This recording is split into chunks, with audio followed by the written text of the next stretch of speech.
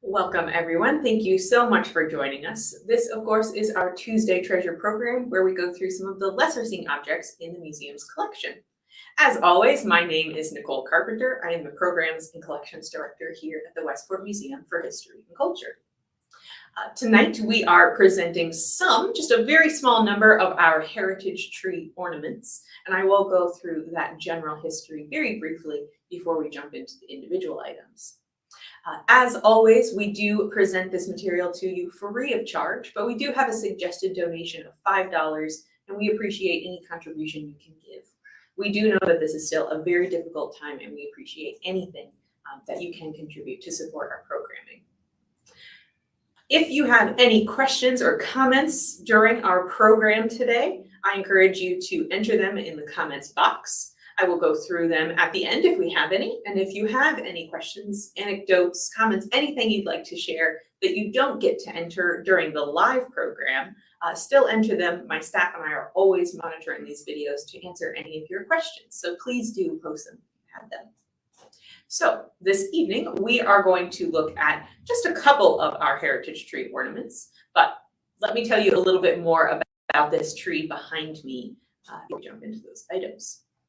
So the Westport Heritage Tree was a project that was started by museum members in 1979. We know that it was created to be a tribute to Westport's past, present, and today future as we introduce new ornaments.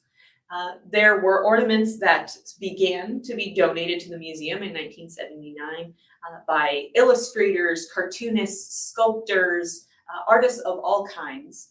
And that continues up until the present day. This year, we are pleased to show a new ornament, which we will get to at the very end of our program. We do know also that Town Hall used to host the Heritage Tree up until 2018, at which point it moved back to the museum, where it is now on display in our vintage kind of Christmas room. If you do come and visit the museum, this room is open during the holiday season, and it will be back every holiday season to be able to view this beautiful tree. We also know that the first selectman, Jacqueline Henage, was the person to suggest the tree be housed at Town Hall, and in the following years, we of course have added other ornaments, which we will show you now. The first piece that I wanted to point out to you, I will actually take off of the tree so you can get a better look at it. This is an ornament that was made by Hilda Krauss. And you can see some of the beautiful details on this piece. This was one of the original ornaments that were given as a part of the first year of ornaments for the Heritage Tree. So this is dated to 1979. But let me tell you a little more about Hilda before we get into this ornament.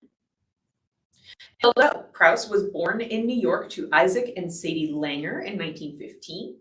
And by 1935, she had received her bachelor's from Hunter College in New York. Subsequently, she studied sculpture with the artist Krauss at the Educational Alliance in New York City. This was followed by a 3-year apprenticeship in New York with a Danish silversmith. And then in 1946, she was featured at an exhibition at the Museum of Modern Art called Modern Handmade Jewelry, which was one of the earliest jewelry exhibitions in the post-war period, part of the period that she is most well known for. During the 60s and 70s, she studied in Europe. In Austria, she studied with Sepp Schlossmaser and Joseph Simon in goldsmithing. Also in Ravenna, she studied mosaics and enameling in France, Italy, Germany, Austria, Denmark, and the Netherlands. In 1950, Krauss did move to Westport, Connecticut, and she lived here for many, many years, where she also maintained her studio. And it was while she was living in Westport that she created this beautiful silvered ornament. It does feature, in her own words, Adam and Eve, along with the snake in the kind of Garden of Eden. But it does have, you can see some baubles on this surface that she engraved to look almost like Christmas ornaments. Hilda doesn't give us any more insight into this piece or what it means, but it is a beautiful addition. We know that Krauss also taught at the Silver Mine Art Center in New York, as well as the Brookfield Craft Center. And if I put our ornament back on our tree here so that it is secure, we know that Hilda was also honored. There we are. We know that she was honored with the title of Master Craftsman by the Society of Connecticut Craftsmen. And she also went on to receive many other awards. Her work is not only seen here at the museum, but also in collections like the Cooper Hewitt and the New York and Delaware Art Museums. The next piece that I'd like to show you is also another very early ornament. We don't know exactly what year this ornament was given, but we do know that it was sometime prior to the 2000s. And that is this large ornament here. It's actually in 3 pieces there. This kind of gold abstracted piece. It also has paper appliques on all 3 sides. It is reversible, so you can see it on both sides as well.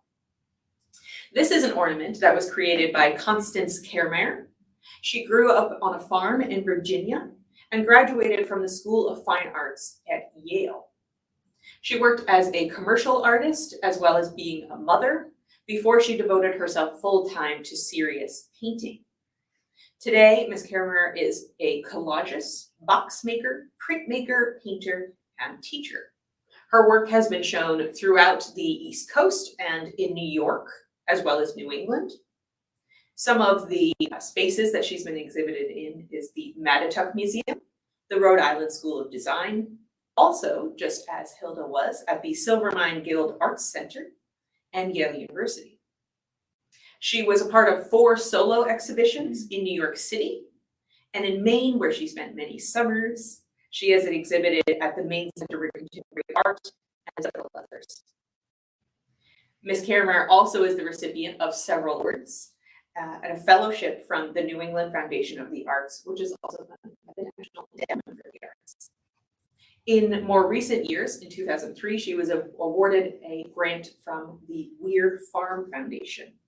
And for many years, Constance lived and worked out of Westport. Today, she works and lives out of Norwalk, Connecticut. I will that all of the ornaments that we are taking a look at this evening are by female artists. And this is, of course, a very small thing, as I mentioned before, of the ornaments, but also of the female ornaments that are contributed to this tree, contributed by female artists. So we will not get through all of these or even a large portion of our ornaments this evening. So I do hope that you will come in and see the rest. 2 of our most recent additions hang just here on the front of the tree. The first is this ornament just over here, which I can also hold up for you a bit larger because it might be a bit hard to see. If I can get him to hang straight, so you can see him a bit better. This ornament was donated and created by Victoria Cann. She lives in Westport with her children and her spouse. And of course, most people know Victoria as the award-winning illustrator and co-author of the picture book series Pinkalicious, with its very whimsical main character.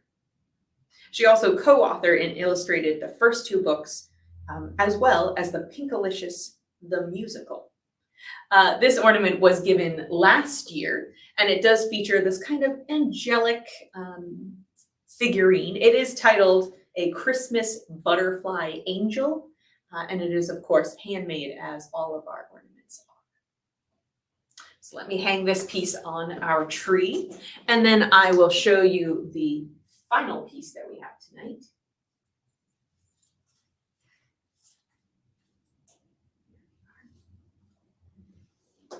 Our most recent ornament that was donated just this winter, is brand new to our tree and will remain in our collection, is this ornament here, this blue kind of border. This was an ornament that was created by Amy Kaplan. She is originally a textile designer and colorist from several major home furnishing manufacturers. but she moved to Westport nearly 20 years ago.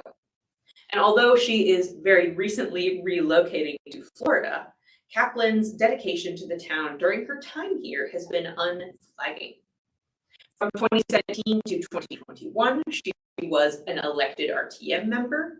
She also created many pop-up galleries, exhibits, and shops downtown, as well as working for the Artists Collective and producing events like trunk shows and the Artists Studio Tour.